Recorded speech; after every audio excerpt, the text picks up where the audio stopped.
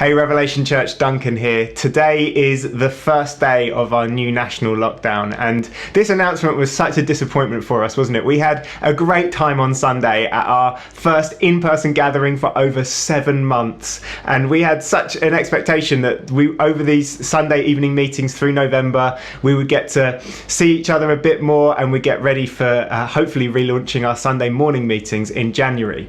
And sadly, that has been postponed, and we're unable to meet for now.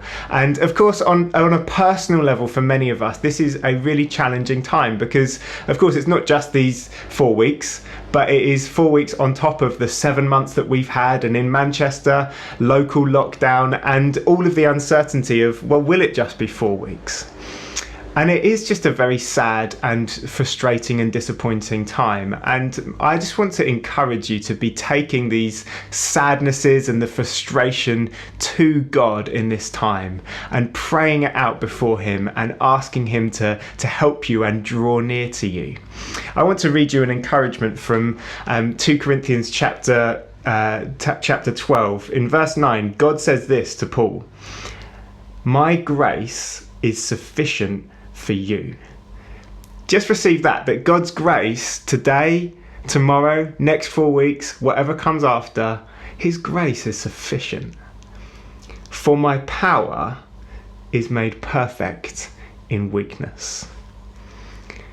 That through weakness, the perfection of God's power is available to us. And he goes on and elaborates a little bit more in verse 10. "For the sake of Christ," then, Paul says, "for the sake of Christ, I am content with weaknesses." Content with weaknesses. Why?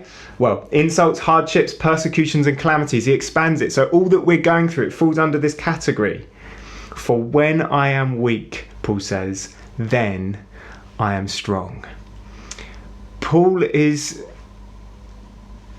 opening up to us some of the mystery and wonder of the gospel, that when we are at our most weak, when we are powerless within ourselves, it is from that place that the very perfection of the power of God can come into our lives and strengthen us like we've never seen before.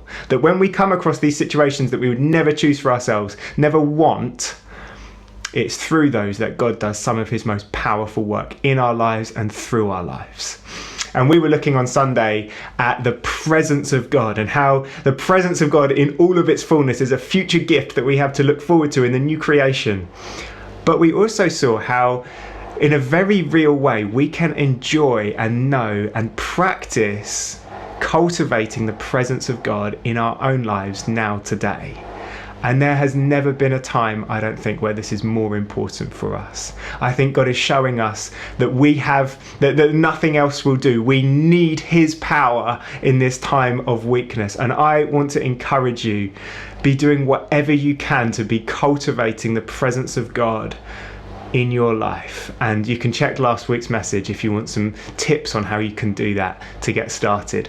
And my second encouragement to you would be, we need each other in this time. As much as there might be a temptation that we're not meeting in person, so maybe I'll just withdraw, maybe I won't connect in, this is a time where we need the strength and the encouragement and the power of God's church in our lives. So even though it's imperfect, I want to be saying to you, don't withdraw, don't take a step back, but plug in.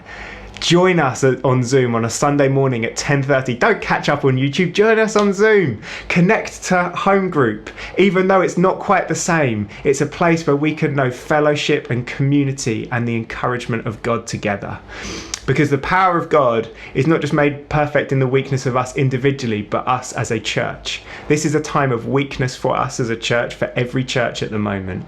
But yet we have seen already, and we will continue to see, the power of God working through it. I want you to know that I am praying for each and every one of you. We are going to endure through this, not through our own strength, but because Christ is with us, carrying us through it, empowering us through it. I'm praying for you. Can't wait to see you on Sunday. See you soon.